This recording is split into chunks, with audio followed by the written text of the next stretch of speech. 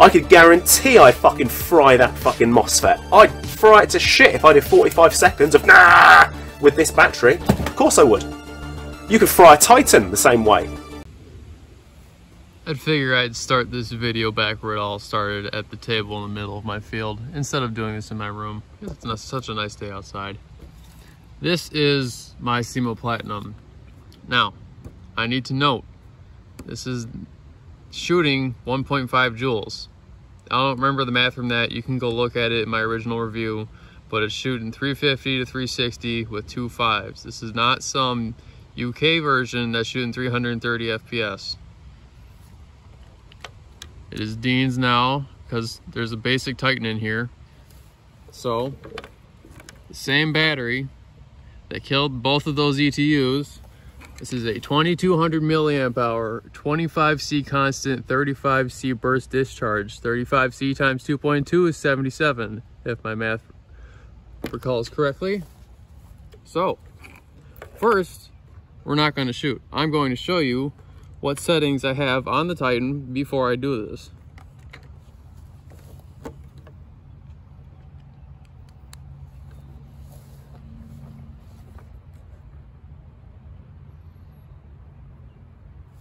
We have it set to safe semi-auto. LiPo protection is at 3.4 volts. Pre-cocking is off.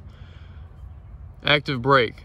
Normally I use adaptive. 20% is enough to stop it from double cycling. However, it will go back to almost the release point. So I go to 40% to keep it at a full cycle. And then a high-speed gear ratio because 13:1 gears.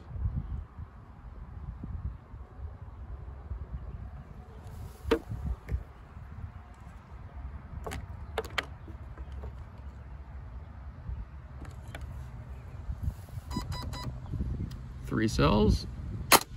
All right, it is working. This battery is fully charged like all the other tests at 12.5 volts. I will keep a timer on this phone. I will either stop at 5 minutes or until the low voltage warning on the Titan activates.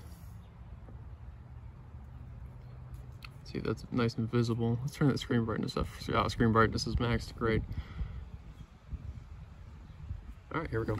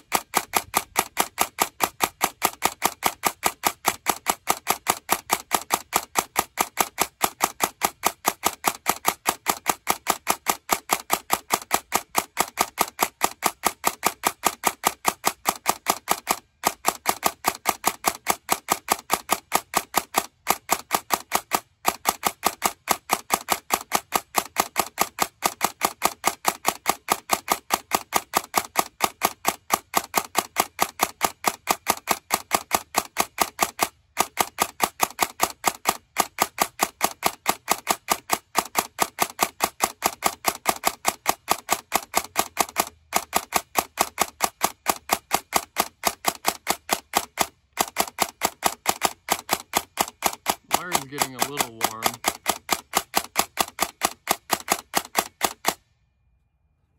Smoke coming out of the grip. There is smoke coming out of the grip.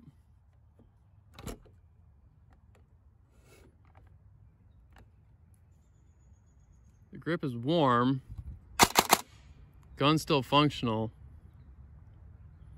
I'll have to attribute that to active braking. We're just gonna keep going. We stopped at like what, 115? We're just gonna keep doing it. We'll give it another minute.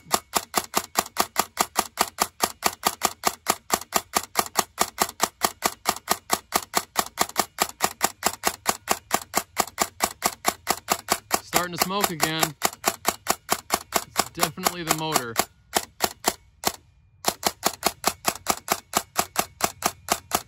Or at least from the motor area. It could also be the sleeving on the wires.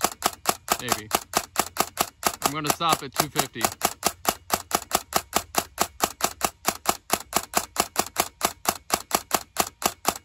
Oh, it's really smoking now.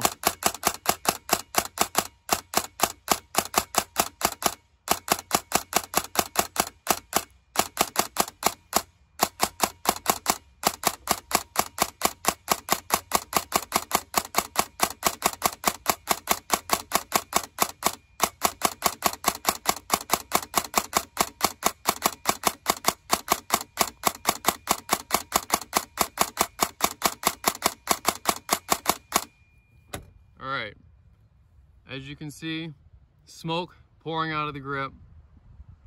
See if I can get some pictures of that.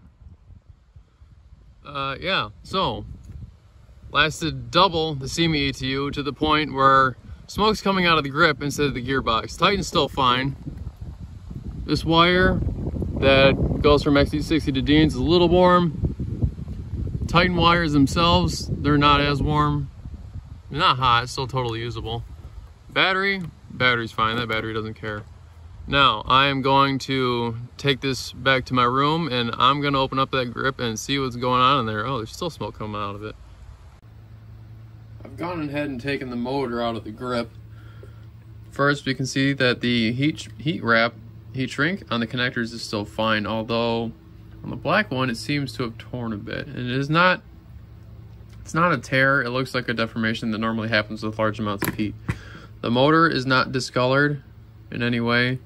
The shimming on the pin armature is still fine. When I did open the grip, I noticed that when I had it in this position on the what would be considered the top of the grip, this small blob of metal was in there. It appears to be a piece of solder.